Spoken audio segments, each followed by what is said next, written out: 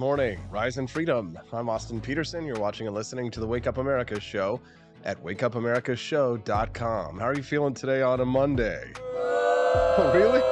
Yikes, sorry about that. Hopefully I'll be able to get you started off on the right foot so that you can, by at least 9 a.m. this morning, Central Time, start to feel a little bit more, peppy. Glad to have you here. If you're tuning into the show and you are a regular on this program, you know what to do. Smash that like button. And don't forget to do the same if you're over on Rumble or any of the other platforms that you're watching us and you're like, I already know that I like Austin. Make sure you click that like button so we can spread the message of economic freedom and personal liberty. Glad to have you here. Todd in Minnesota is already up and early with us, as well as Quest Fanning. John Rail is here. Chris Morrill and Caleb Vanderfelt. Nice to see you gentlemen all here today. Where are my ladies at here? Thanks so much for tuning in. Let's get this program started. What do we got on the show for today? What do we have for her, Johnny? Well, at the top of the show today, I'm going to talk about and play a clip for you from Bill Maher's show over the weekend. He absolutely torched this far-left Democratic activist, Representative Katie Porter, in regards to the topic of that swimmer, Riley Gaines, who was chased down and had to barricade herself in after giving a speech talking about why it was unfair for her to have to compete against biological males as a woman in female swimming. I'll play that clip for you, and also we'll talk a little bit about the fallout from that interview over the weekend. Pretty good stuff, and I'll be able to play that for you here in just a few minutes.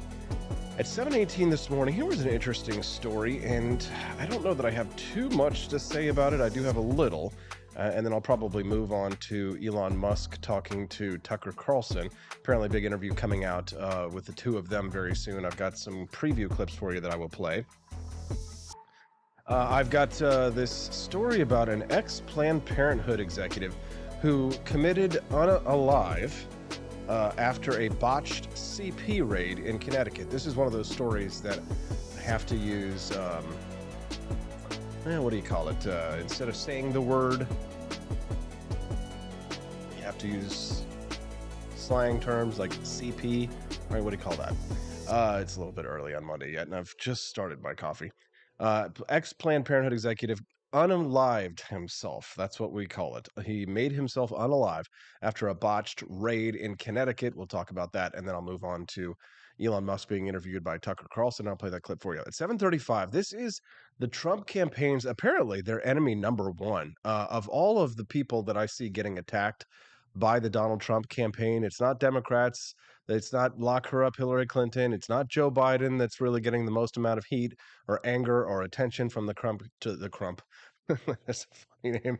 From the Crump campaign. It is John Cardillo, ex-NYPD and conservative from the state of Florida, who will be joining us this morning at 7:30.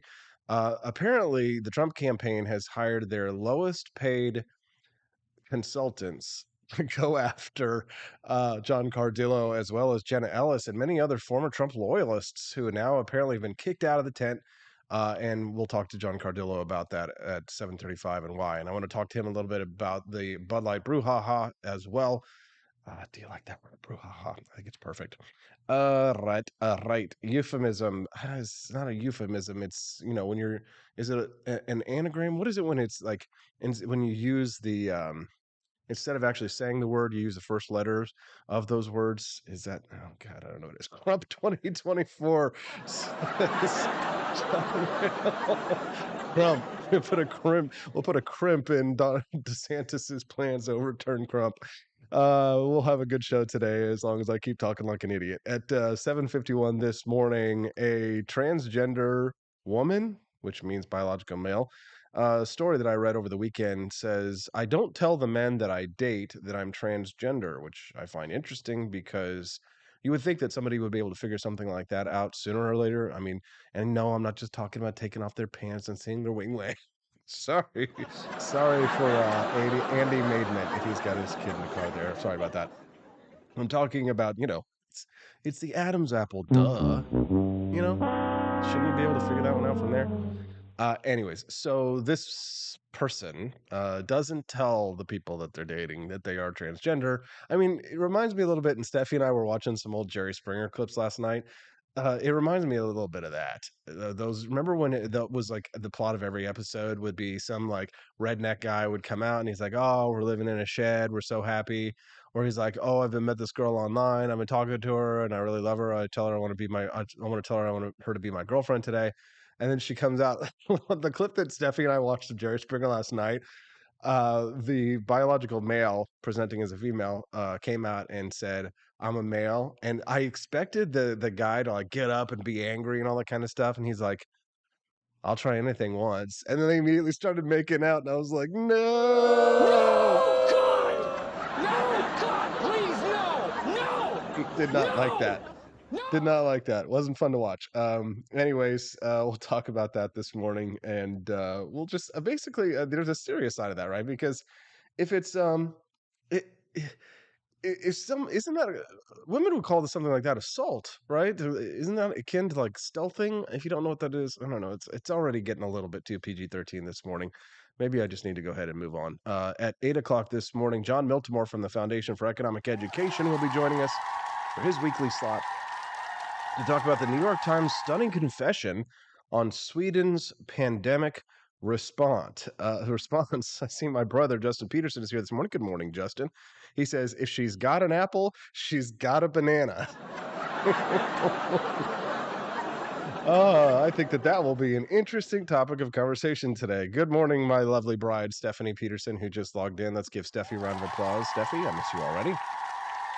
So yeah, Stephanie, I was just telling the Cantina crew about us watching Jerry Springer last night, and that little clip where the guy started making out once they found out that it was a guy. He's like, "I'll try anything once," and they made out. So you missed that.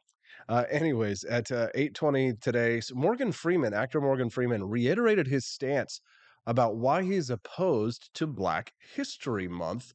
If you haven't seen that clip before, I'll play that for you. And I got to say, his comments definitely are praiseworthy. He goes into a little bit more detail. And he also says that he thinks that the term African Americans itself is insulting. Wow, I think that's interesting. We'll talk about that at 8:20 today.